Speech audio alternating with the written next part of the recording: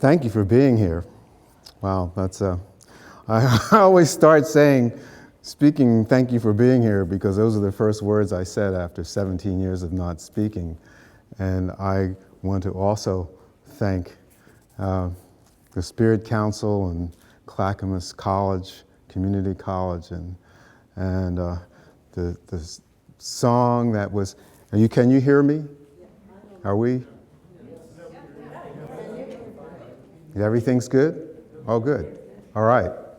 And I just want to thank everyone for being here and part of this journey, because as you saw in the video, I walked through Oregon. I came up into Portland and on my journey, and you're all part of that. I mean, I never could have imagined that I would be here this evening speaking to you here. And so it's a very special time for me to be back in Oregon and here, and I have some friends in the audience as well that I have seen before, so I'm looking forward to spending some time with them too. But when I started speaking and I said thank you for being here, And I did it on the 20th anniversary of Earth Day, the 20th anniversary of Earth Day, 1990, in Washington, D.C.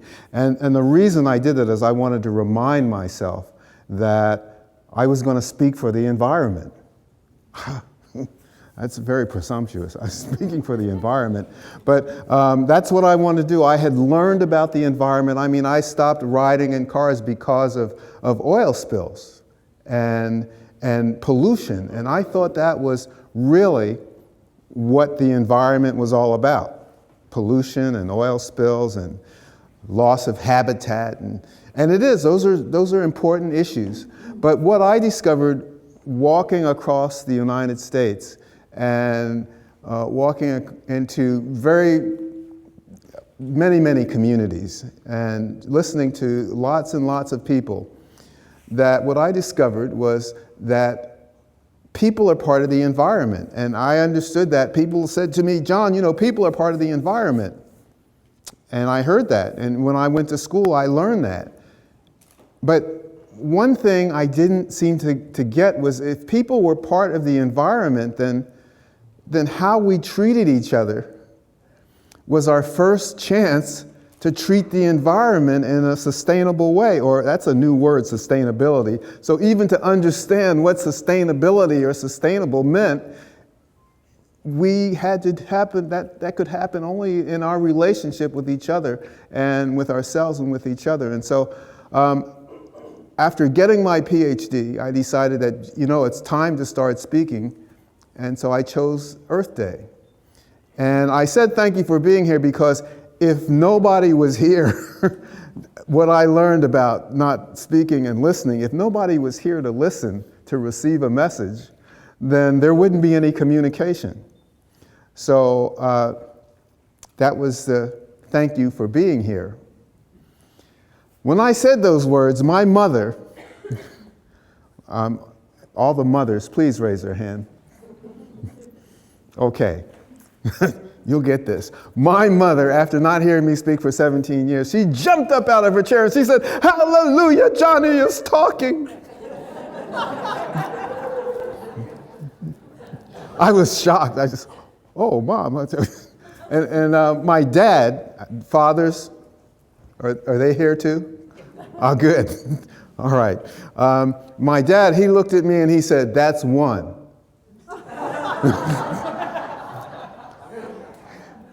Usually I like to let that, what that was one, what's that about? I usually like to let that go way back, but I forget sometimes to say what was two.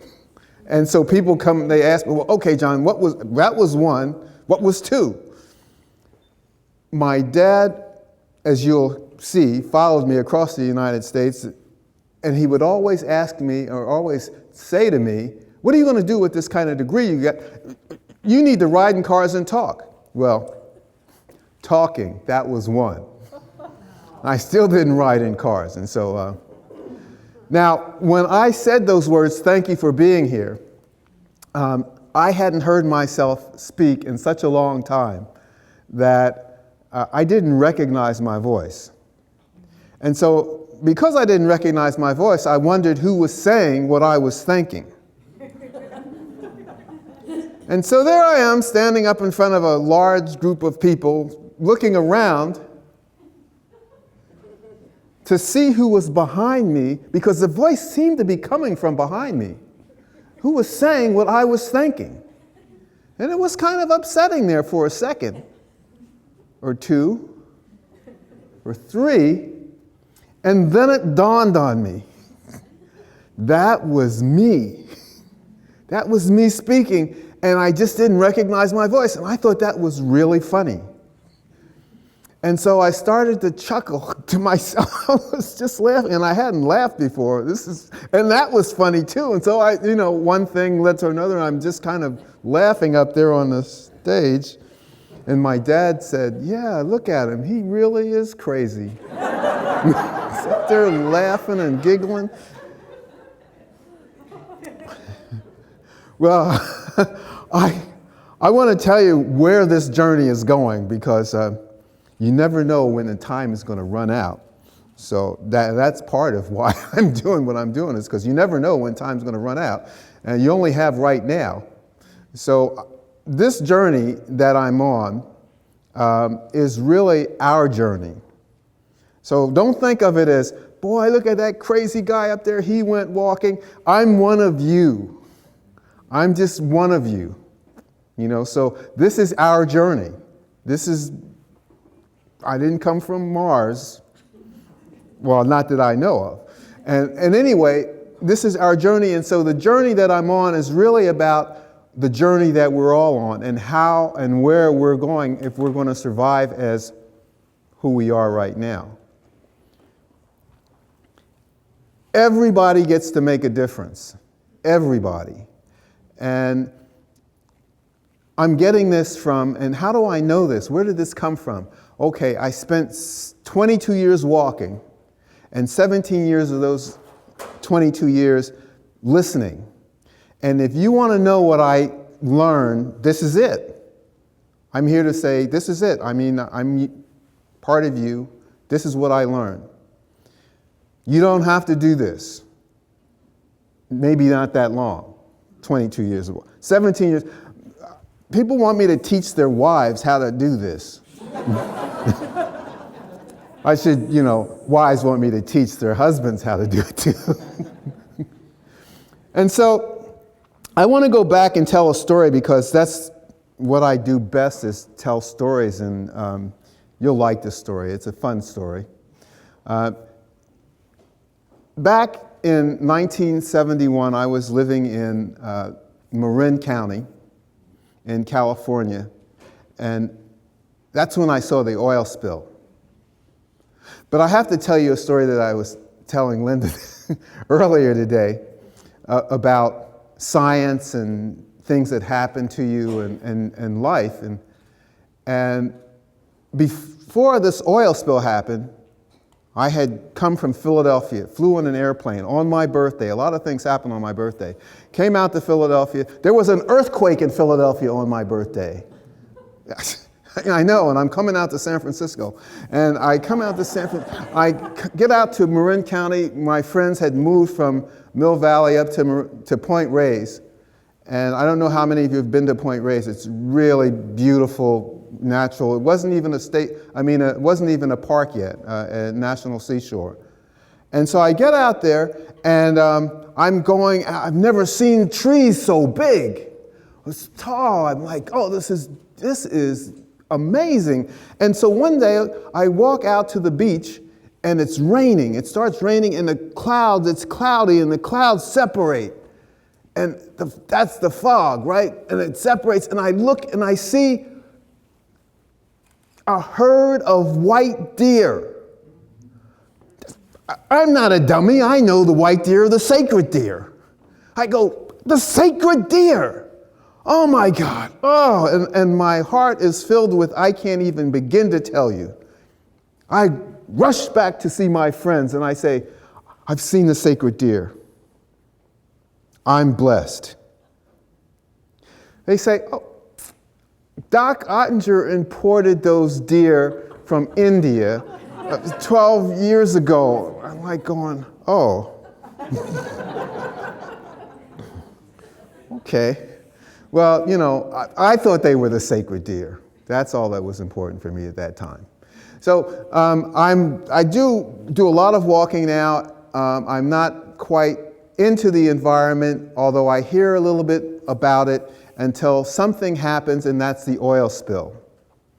And what really impressed me about the oil spill, why I wanted to do something about it, is because of the birds.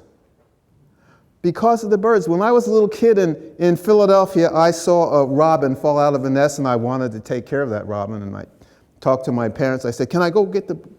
They said, oh yeah, all right, go get the bird. And I went to get it, and just before I got there, a car ran over it. I cried for like 7 months. I mean, I still think about this bird that was like some 60 years ago. Still means something to me. And so the idea that birds were being harmed by the oil, that they had nothing and they could do nothing about, really touched me. And so I went to see the oil spill with my girlfriend, Jean. You see it, honey? No, I don't see it, John. Now, you may laugh. Jean really didn't talk that way. That's what we call a theatrical device, right? That's all it is. Jean said she didn't see it, but what happened, we smelled it because the cloudy was foggy, probably the reason why the oil tanker collided with each other. 400,000 gallons of oil spilled into the bay. And that's when I decided I said to Jean, I said, we should start walking, right? We should get out of our car and start walking. And Jean said we couldn't do that because we didn't have, that's a sign I used a lot back in those days. We didn't have any, you know what that is? Let me hear it. That's right, we didn't have any money. And if we were just walking and we didn't have any money, people would see us walking and they would go, look at the poor people.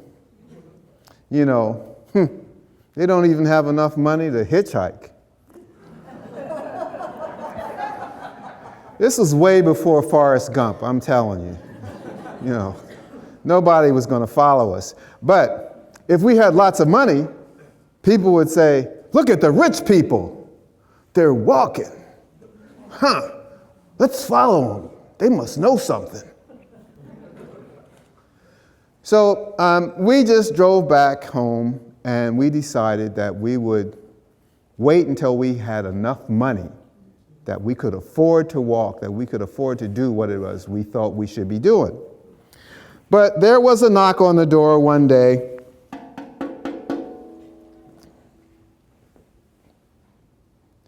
No, really? Oh, that's terrible.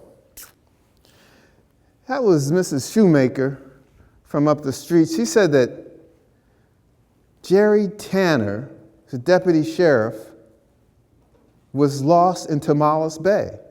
A long, narrow bay, shallow bay. He's a deputy sheriff. Now, I should tell you, Jerry wasn't my best friend.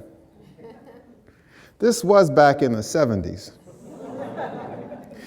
And Jean had this stuff growing in her yard that Jerry was always looking for. Suffice it to say that we did inhale. But now we could even be president, right? That's another story. But Jerry was part of our community, and we had a community of about 350 people, so that means we knew everything about each other, and we really cared about each other, even if we didn't like one another. Kind of strange. And so we decided to pick some peas from our garden, give them to Mrs. Tanner, and we decided to go on a walk to celebrate Jerry's life.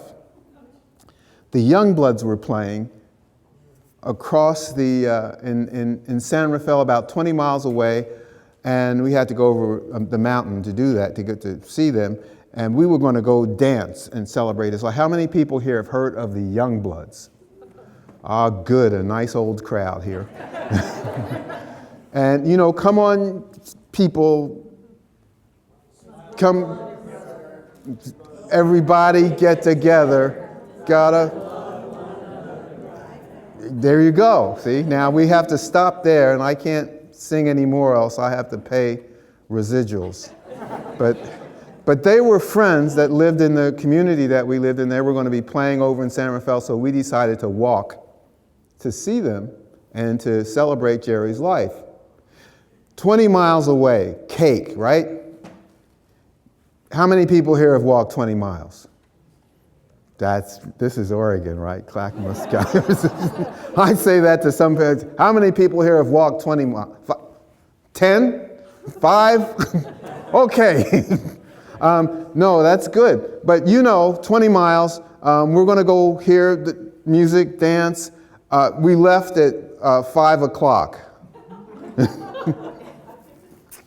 Yeah, so we did miss the first show and the second show, and they were breaking up when we finally pulled into the Lion Share, which is a nightclub. And they said, John, Gene, oh my God, you guys walked all this way to come hear us. Oh, get in the, we'll drive you back. And we said, oh, no. We're going to rest up and we're going to walk back. So we slept out by a tree that night. And then we found I guess it was a Howard Johnson's or Holiday Inn. That's what it was. A Holiday Inn where we did the thing by the pool for a couple of days. There's no need to suffer if you're going to walk. You know, and we rested up, and on our way back, now this is, I guess, the important part for me, is that on my way back, we were talking with each other, and the native people there are the Miwoks. And of course, that was well, Gene, we walk, Miwok. I know it could be lost on different audiences, but I said to Gene, I said, you know, Gene, Jerry, he was my age. He had a beautiful family. He had a house, a white picket fence. He was living the American dream, had a great job. Well, you know, he was doing what he wanted. And just like that, he was gone. He was gone. And I really started thinking about that. I started thinking about, we're waiting for money to come so we get to do what it is we think we should be doing. And there's no promise that the money's going to come. There's no promise that tomorrow is going to come. All we have is right now. And I'm thinking, maybe we should keep walking. And Jean, she said to me with all the love in her arms when I said we should keep walking, bye. No, she wasn't that cold, but she did say that she felt that she should keep working to get that money so that we could really do what it is, the walking. And I just started walking. I kept walking. And it wasn't very long before people in the town heard that. So they would drive by and they'd drive and stop and they'd roll down that window and say, come on, John, get in the car. We're going over to Point Reyes. That's only 4 miles away. And I'm going, no, I'm going to walk. And then from that ensued the arguments of, well, why are you walking? And I would say, well, because of the environment. And what do you expect to do for the environment walking? And I didn't know. It just seemed like that's what I should do. And so I was arguing a point of something that I really didn't understand myself. And that's when I decided that, wow, this arguing is just getting a little bit too much. I really was feeling unhappy inside. Here I'm walking, I should be happy, it's a beautiful place. I'm calling my mom and my dad up. Mom, it's Johnny, yeah. Listen, I just wanted to tell you, I have stopped riding in cars. They're back in Philadelphia. No, I don't take buses or trains or planes. For the environment. The environment, Mom. It hasn't reached Philadelphia yet. The air, well, I guess I'd have to walk. It would take a while, yeah. My dad wants to know why I didn't do this when I was 16. I certainly didn't know about the environment then. No, but I'm really happy though, Mom. Okay. All right, bye. Mothers. My mother said if I was really happy, I wouldn't have to say so. Moms are like that. They say things, right? And so that was fine. I just decided to call my mom up, and then I decided that on my birthday I was going to not speak. But I only planned to do this for one day. If I had known I was not going to speak for 17 years, I might not have done that. the one day I stopped speaking, I started learning things right away. And the first thing I learned was that I hadn't been listening. I hadn't been listening to anyone. I thought I knew everything. I thought I knew what people were going to say, so I'd listen just enough to think that I knew what they were going to say, and I'd stop listening to them, which ended communication, and I started thinking about what I was going to say back to them to show them how smart I was, how I could say whatever they were going to say lots better, that they were wrong anyway. It was a very happy day and a very sad day when I learned this, because the sadness came from me because I realized I had missed so many opportunities to learn from what we were saying to each other. The happy part of that day was that, wow, I could not speak. I could just listen for another day, maybe a week. I'm not going to speak for a week. I lived in a little town, remember? Okay. I had stopped speaking for, it was 2 weeks now, and people started to get worried. And you have to imagine, suppose someone you knew stopped riding in cars, and then the next day they stopped speaking. Well, as I said, we did inhale back in those days. And so what some of us thought was, well, John was just crazy. And some of us thought that, well, yeah, he's just on a trip. And some of us thought that, into the world, oh my God, it's a sign. And I don't know what I was thinking, except I had to write my mother and father and let them know I wasn't going to call anymore. That was airmail that I sent out. You see, we didn't have emails back in those days. And we didn't have those kind of phones that go like that either.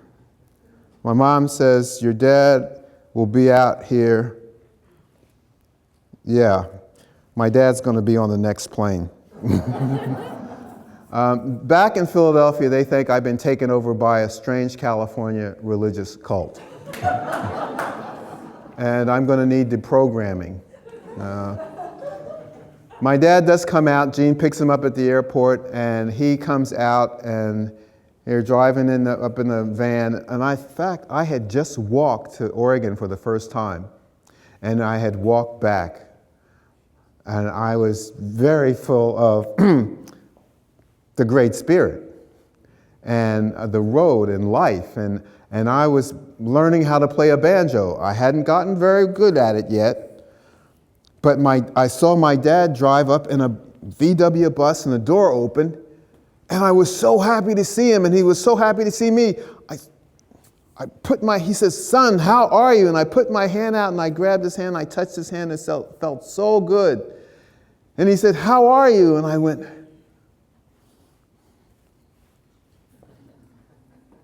and he went, and Gene said, he's all right. I told you that he didn't talk. He says, I know. He says, get in the car. We're going to go to the hotel.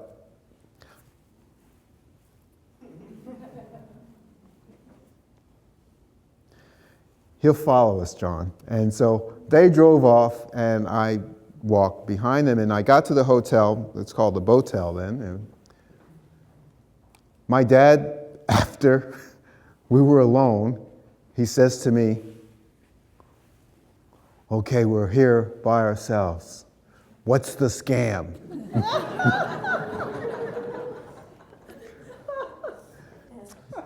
We were from Philadelphia, right? So I was I do a one-man show, and that's the end. That's the first scene was, or the first chapter, what do you call those things? Act. That's the first act, is my dad looking at it going, what's the scam? The curtain comes down. There wasn't any scam. I'm just not speaking, and I'm trying to tell my dad in sign language that this is a vow, and he's going, no, write it down. So we were writing little slips of paper, and I wrote more little slips of paper to communicate with my father about what it was I was doing. And I think this is the first time that I could remember in a long time that we really sat down and he really wanted to know, what are you doing? And I really wanted to be able to tell him that I really didn't know, but that this really felt like this is my journey and that's what I had to do. He was on the phone outside calling my mother saying, no, I think we should leave him here. No, he's healthy enough. He doesn't smoke. He doesn't drink. No, people seem to like him. I don't think this would work back in Philadelphia, no. So my dad went back to the east coast of the country and left me there in California to my own devices, which had me walking up to Oregon every year in search of green spots on the map, because that's how I could tell there was a state forest or a wilderness area. And all the little green spots, I would look for green spots, and that's where I found the Kalmiopsis Wilderness, which is in the southeastern part of the state, western part of the state. Very wonderful place, and I spent a lot of time in the Kalmiopsis. I came out of the Kalmiopsis after coming up and back for maybe 4 or 5 times to go to school at Southern Oregon State College. And it was one of those things where I said, you know, I tried to go to school before and it just never worked, and I want to finish school. They had a program there called the Prior Learning Experience Portfolio. I got to tell you this because they changed it after I left. Where you could get credit for all the things that you did in non-formal ways, non-formal education. You could write a portfolio. It cost you about $75 to learn how to write the portfolio and take this special class. And then you could get up to 2 years of credit for just writing all the things that you've done. It was for the returning student, and maybe you could get 9, 10 credits. That's what was thought. But I looked at that and I went, I have to tell you how I got there. I mean, I walked into the registrar's office. I didn't talk. I went,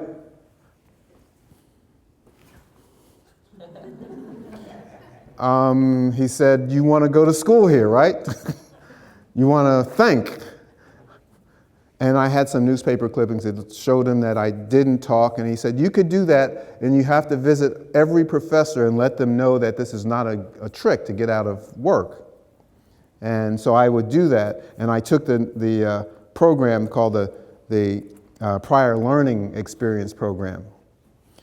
Well, 2 years of study, 2 years of classwork I did while I was there, but then I got some credit for art because I painted every day.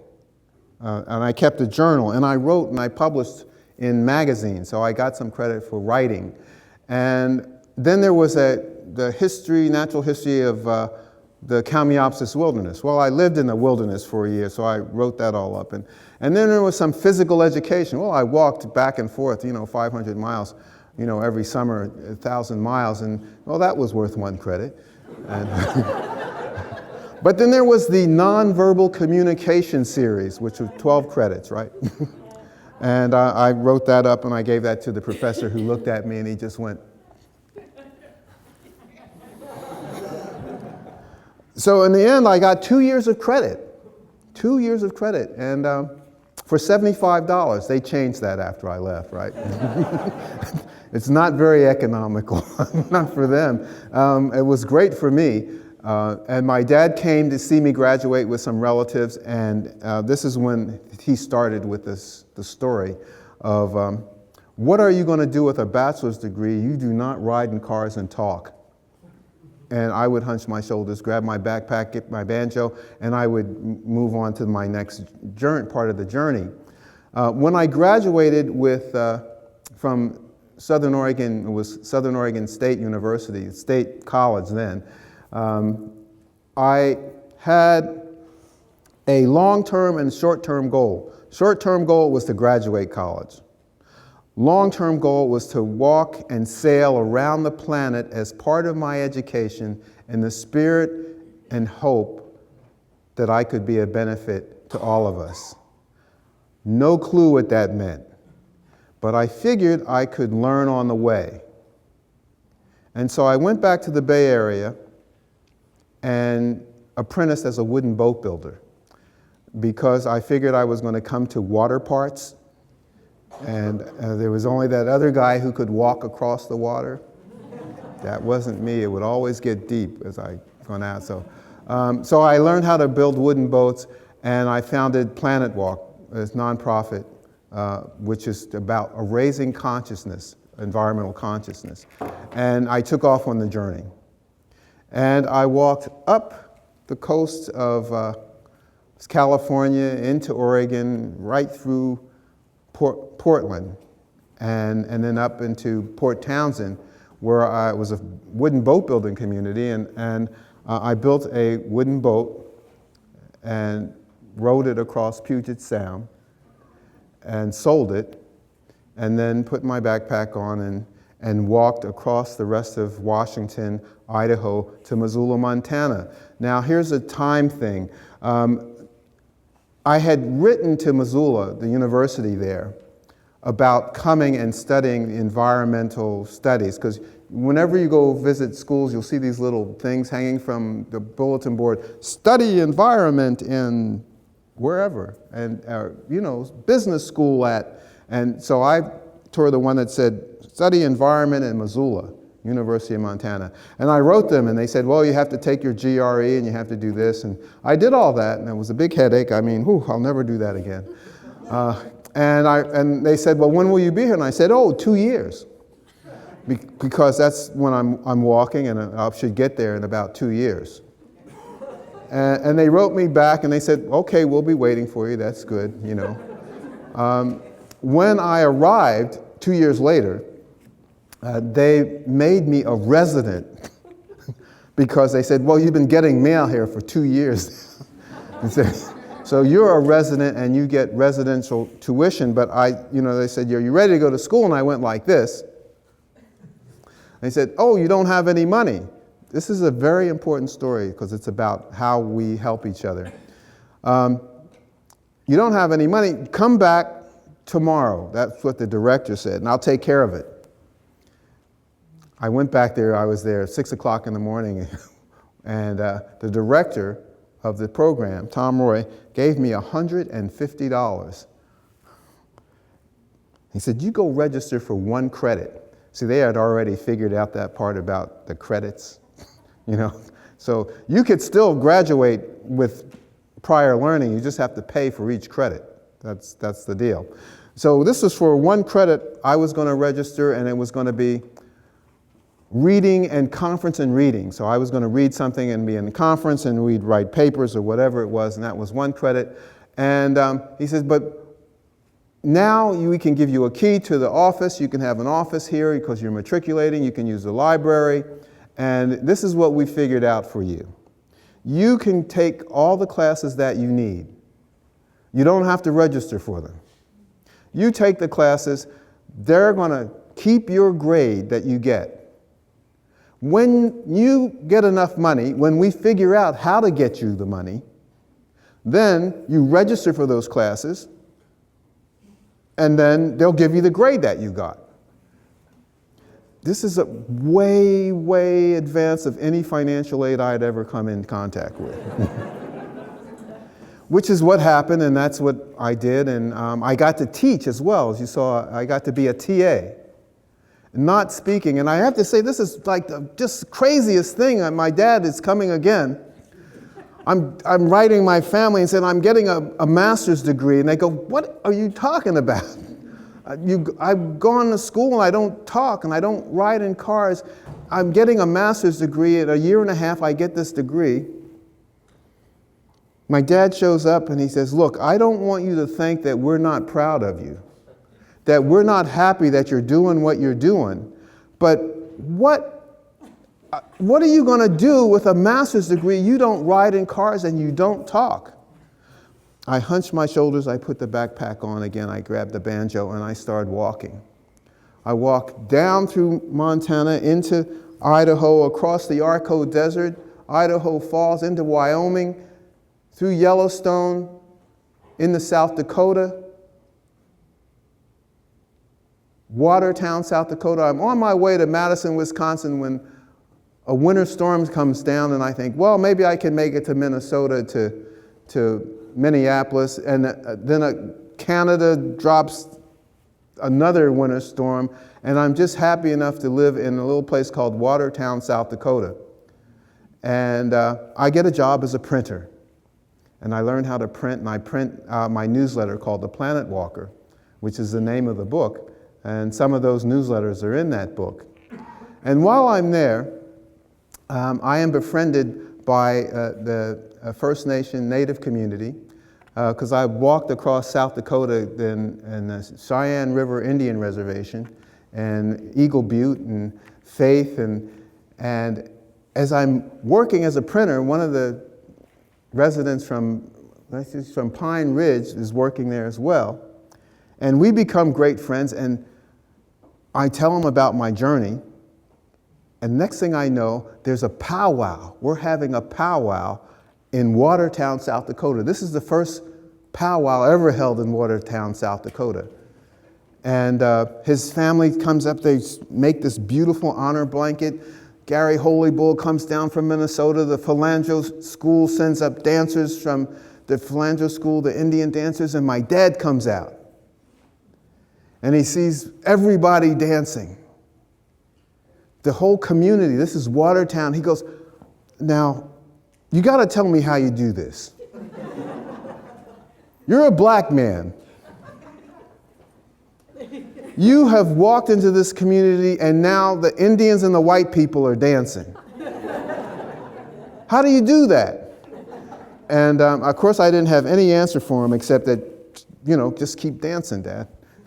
And I showed him a letter that came from the University of Wisconsin saying that they would like me to come to the university and that they could support me.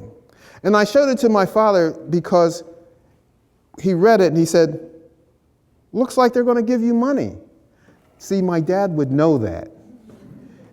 So he said that, then I figured that's what it was. And so I left South Dakota and walked across Minnesota into Wisconsin and to the University of Wisconsin. And that was what happened. I got to be a fellow. They paid my way to go to the university there. And I did, and I wrote on oil spills because that's why I was walking. My colleague said to me, John, why are you writing on oil spills? What kind of job do you think you can get about oil spills, writing on oil spills? And I was happy that I was a fellow because I didn't have to pay back a big loan. And I could study whatever I wanted. And I was like, I'm not looking for a job. But then something happened as I finished my final exams. Just as I was finishing my final exams on oil spills, Exxon Valdez, who knew? And everybody wanted to know about oil spills. I didn't make this up, and I didn't plan it. There was one person in the United States studying oil spills at a PhD level.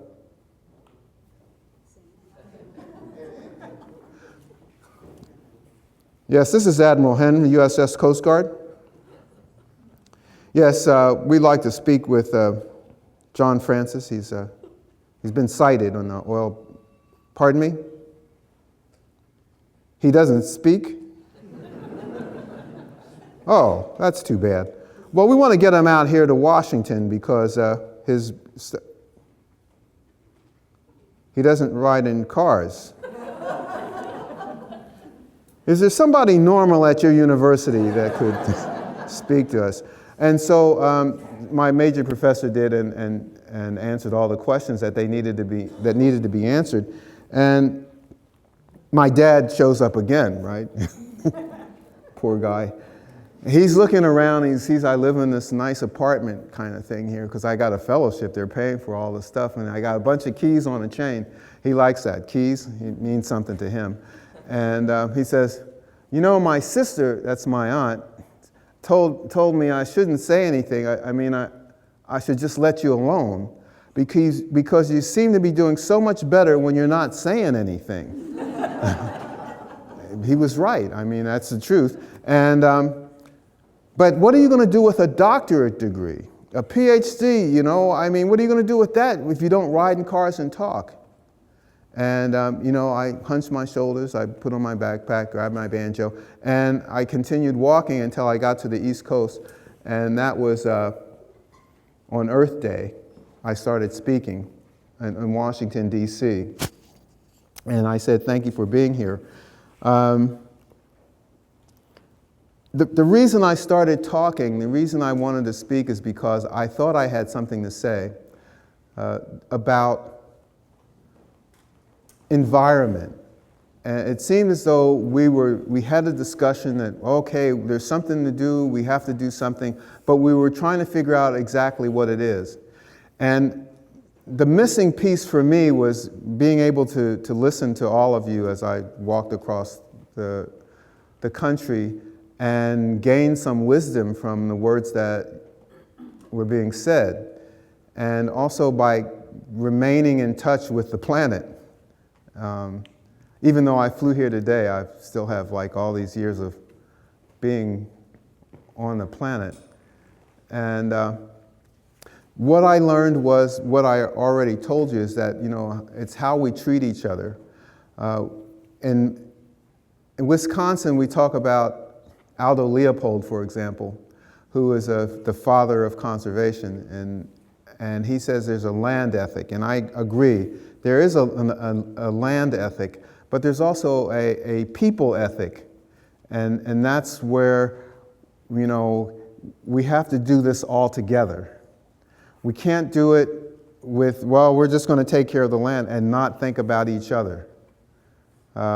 We can't just think about each other and not think about, you know, where we live and our environment, our physical environment. That we're going to have to multitask and do it all at once as best we can. So that's my purpose for being here. That's why I'm thanking you for being here, because that's my message, is that everyone can right away start being in that community that we need to be in. Darwin said that it was the survival of the fittest, and he said that twice in his book, but what he said 96 times was the species that learns how to love and cooperate is the one that's going to survive. But I think Europe was at war at that time, and they chose, hey, survival of the fittest, that's going to fit with what we want to project right now. So I want to leave the love and the cooperation. That's what I want to leave with all of you here this evening. I did walk through South America. I walked the length of South America. And during my walk after walking to Brazil, I started using motorized vehicles again to fly back and forth, and I scared my parents because I thought they thought I was walking off and they'd never see me again. Ha ha, surprise!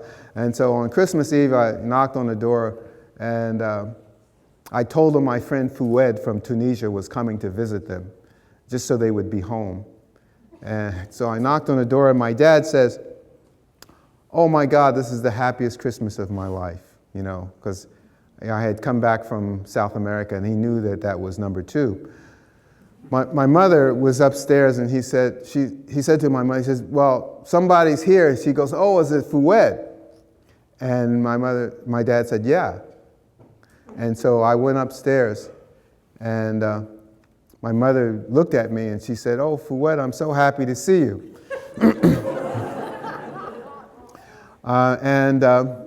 She said, "When did you get in?" And I said, "Well, just a little while ago."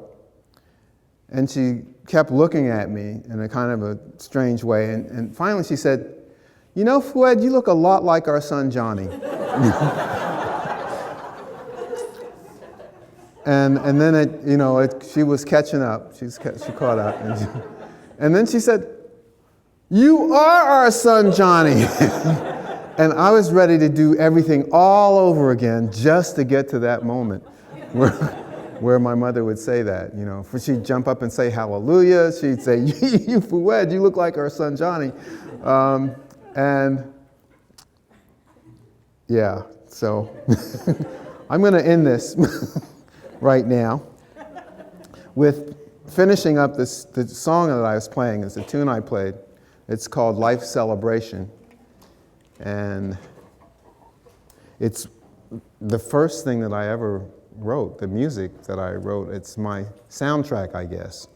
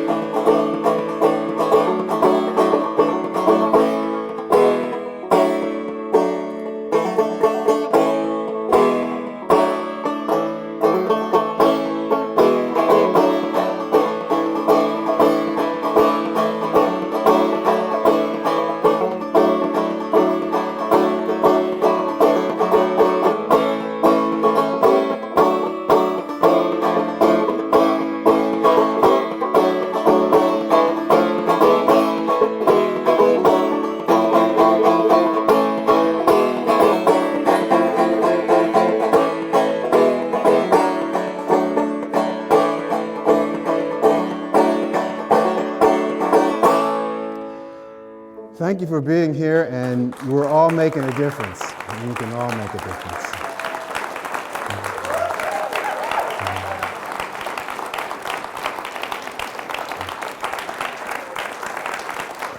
Thank you.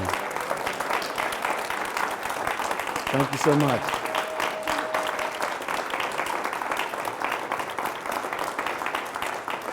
Thank you. So we have time for a few questions, and before we break. And I would really love it if you would tell that story about the Shakers. Because one of the things I asked him earlier today is about, you know, I'm sure that during that period of time he was tested about his commitment. And there were times when he felt like talking or riding in cars. And so he told me this one story, and I just love this story. Could you tell that story? Okay, the Shaker story. Yeah. I was just coming out of the Siskiyou National Forest, and I'm coming into down into California, and to a little town called Smith River. And it was night, and it was very dark, and they didn't have lights, and I kept hearing this stomping and these bells going, ting, ting, ting, ting, ting, ting, ting, ting, ting, ting, ting, ting. And so I was following that and thinking must be a big party. And so I got there, and it looked like a little church, and I said, must be the community center. And I opened up the door, and I went inside, and there was like a room with maybe 300 or 400 candles lit, and there were all these people dancing around in a circle with bells on their feet, going ting, ting, ting, ting, ting, ting, ting, ting, ting, ting, ting, ting, ting, ting. And it turned out that there was going to be a healing. Now, I could have walked out of there. I could have walked out of there right away, but you know, all the candles, and I was lit there, and I was like, so I just had to sit down and let everybody dance around until it looked like the minister got up, and he wasn't the minister, he was the chief. And he got up and he was giving a healing to all the elders. Some of the elders couldn't walk, and so people would bring the elders up, and chief, he'd put his hands on them and he'd say, heal certain whatever it was. He'd, let sister have this. And he came up to me, he looked at me and he says, oh, where are you from?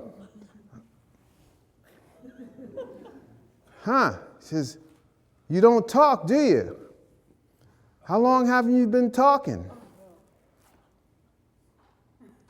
Oh, 7 years?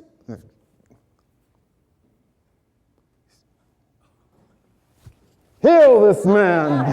Give him his voice back. And I thought, oh, you know, this is probably a good time for me to start talking. But I didn't. I didn't want to scare him or anything, and I scared myself. And so I, didn't start talking, and he had me come, and I camped out in his yard. His name was Chief Bighead, and Chief Bighead was the head of this Shaker church, part of the Ghost Dance Shaker church. Because I got confused with the other Shakers, but they're all gone now, because they don't believe in getting together. These Shakers are still happening. And so, and he, found out that I didn't speak because I had made a vow and a promise, and that I walked everywhere. And we were having breakfast, and he was saying, John, if you had just said a few words, just a few words, and my position here in the church would have been solidified. But we were having a great time, and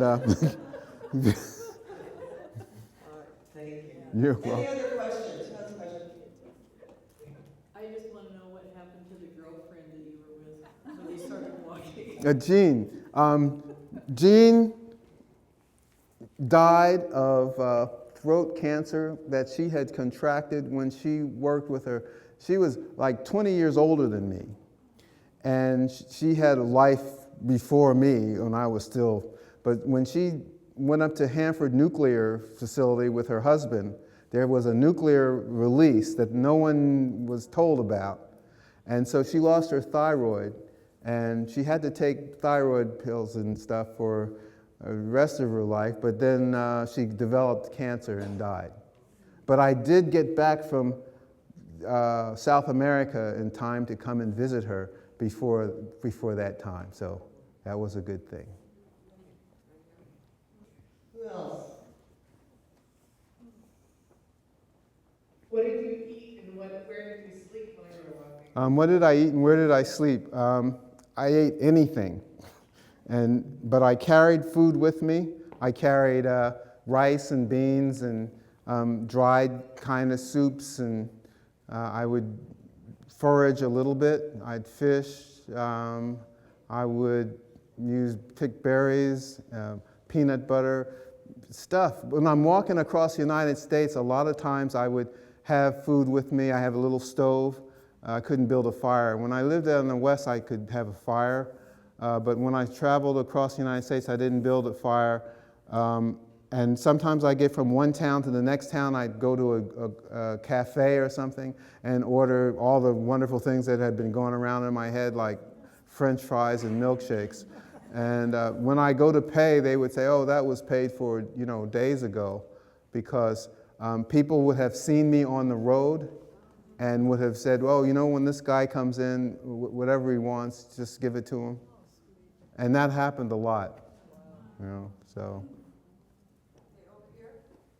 Yes, what was the second part of Darwin's quote? What was the second vow? Of the quote you said, and everybody adopted that survival of the fittest. Oh, it was the survival of the fittest twice, and then love and cooperation. The species that can learn to love and cooperate are the ones that survive. That was 97 times, you said? And I don't know if I could understand that. How many times did Oh, 96 times. Yeah, you're welcome. Other questions?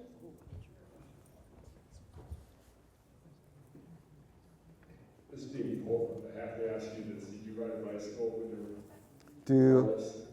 Did you ride a bicycle when you were carless?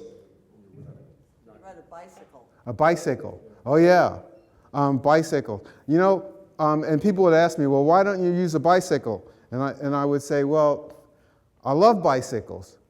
However, if you are using a bicycle, you're not walking. And when I wanted to walk, then so I would walk. But when I got someplace, like when I was going into school in Ashland, I would ride a bike around Ashland. And then when it was time to leave to go walk to another state, then I would walk so that I would have that experience of walking. But I used to ride a bike a lot, yeah. And then I'd have it in South Dakota and Montana, and they would ship it there, or I would get one. The job that I think we should be doing is trying to discover who we are, each of us. What I've been using walking and silence as a way to rediscover myself. It's like when I used to speak all the time when I was growing, I used to use words to hide who I was and I was always trying to be like someone else. And I got so good at trying to be like someone else. I didn't like being black.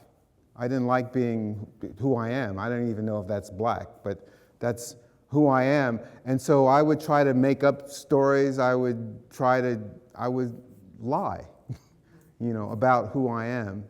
And I got so good at it to make me feel good, or to try and make me feel good, that I forgot who I was.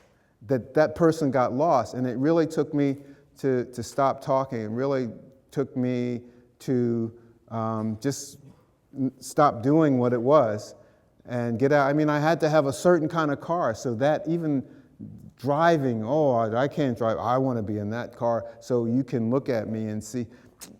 So I had to even let that go so that I could find myself again. And I think that's probably the most important thing that we can do, is to be who we are, because each person, that person is the very special person.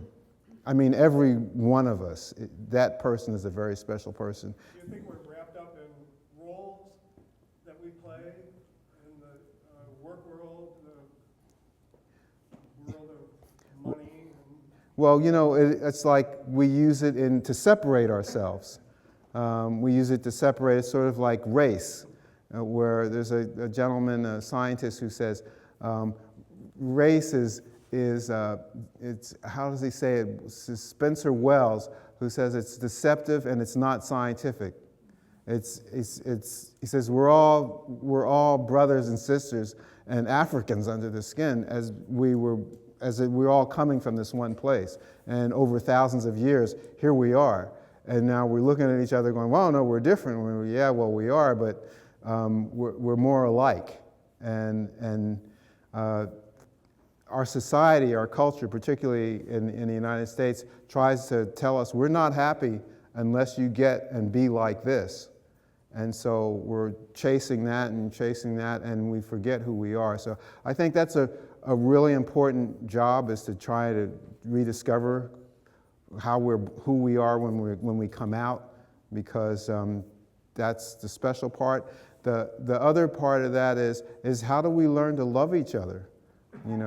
How do we, that's the other thing, is to work on our relationships with ourselves and with each other. And I think once we do those things, then we're halfway there, because the other half is just, okay, how does that relate to how we relate to the earth and each other, and then the earth, but all together, simultaneously. Okay, John, and then one more question after that, and we're going to have to stop. So I'm interested in after that 22 years of walking, at least that's the end of the South America part of the story.